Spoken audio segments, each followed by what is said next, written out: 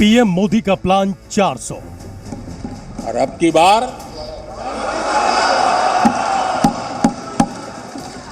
पूरा देश कह रहा है, अब की बार खड़गे जी भी कह रहे हैं। लौटेंगे पुराने यार, तभी 400 पार। पश्चिम बंगाल से चैलेंज आई है कि कांग्रेस 440 पार नहीं कर पाएगी। मैं प्रार्थना करता हूं कि आप 40 बचा पाए। बिहार में नीतीश, महाराष्ट्र में अजीत, आंध्र में चंद्रबाबू नायडू।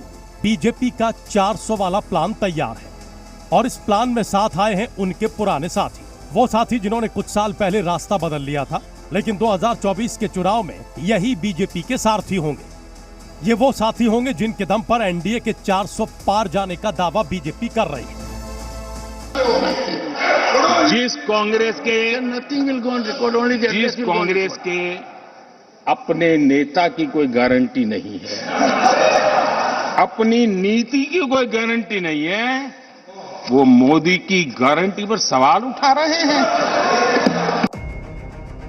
जहां एक तरफ इंडिया गठबंधन लगातार बिखर रहा है, सीट शेयरिंग को लेकर धीरे धीरे कई दल गठबंधन से किनारा कर रहे हैं, वहीं बीजेपी का एक एक कर क्षेत्रीय दलों को गठबंधन में जोड़ना 400 का टारगेट पूरा करने की गारंटी है और इसकी तस्वीरें हाल फिलहाल के दिनों में साफ दिखाई।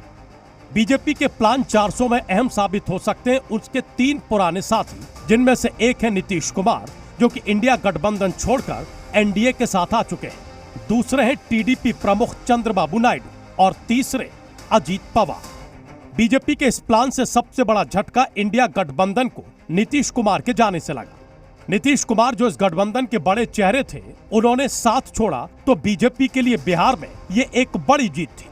बिहार में 40 लोकसभा सीटें हैं और यहां से नीतीश के साथ होने से इंडिया गठबंधन को बड़ी उम्मीद थी। 2019 के लोकसभा चुनाव में बीजेपी ने 17 और नीतीश की जेडीयू ने 16 सीटें जीती थी। एनडीए ने 40 में से 39 सीटों पर जीत हासिल की थी। 2024 में नीतीश के साथ आने से बिहार की सीटों को लेकर बीजेपी अब पूरी तरह चिंता मुक्त हो चुकी है। वहीं दूसरी तरफ इंडिया गठबंधन की बड़ी उम्मीदें नीतीश की पकड़ की वजह से बिहार से लगी थी, जो अब पूरी तरह से टूट चुकी है और विपक्ष के इन जख्मों पर नमक छिड़का पीएम मोदी और नीतीश कुमार की मुलाकात ने, जो कल दिल्ली में हुई। 1995 से जो साथ में थे, अब बीच में 2 बार इधर उधर जरूर हो गए थे, लेकिन अब कभी नहीं। 400 का सपना साकार करने में बीजेपी के लिए दक्षिण का किला भी बेहद अहम है। दक्षिण के तमिलनाडु, केरल, तेलंगाना और आंध्र प्रदेश में एनडीए को अपनी सीटें बढ़ानी होंगी। बड़ी चिंता आंध्र प्रदेश को लेकर थी, लेकिन उसके लिए एनडीए के साथ आ सकती है टीडीपी। टीडीपी मुखिया चंद्रबाबू नायडू भी कल दिल्ली पहुंचे थे, जहां उन्होंने गृह मंत्री अमित शाह से मुलाकात की थी, जिसके बाद उनके एनडीए में शामिल होने की अटकलें तेज हैं। 19 के लोकसभा चुनाव में 22 सीटें जीतने वाली जगनमोहन रेड्डी की पार्टी वाईएसआर कांग्रेस को 50% वोट मिले थे, जबकि 3 सीट जीतने वाली टीडीपी को 40% वोट मिले थे। जनसेना को करीब 6% वोट मिले थे, वहीं कांग्रेस और बीजेपी को 1-1% वोट मिले थे।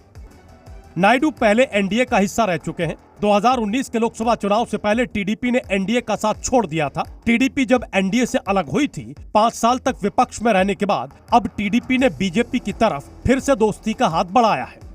बीजेपी को भी दक्षिण भारत में अपना आधार मजबूत करने के लिए दमदार दोस्त की जरूरत है।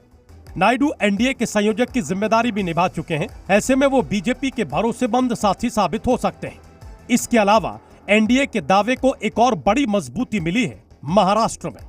इंडिया गठबंधन को मजबूत करने में जुटे दिग्गज नेता शरद पवार के हाथों से उनकी अपनी पार्टी निकल गई। चुनाव आयोग ने अजीत पवार की अगुवाई वाले गुट को असली एनसीपी करार दे दिया, जिसका सीधा फायदा अब एनडीए को मिलेगा। साथ ही एकनाथ शिंदे वाली शिवसेना का साथ आना भी बीजेपी के लिए सोने पर सुहागे जैसा है। Bureau report.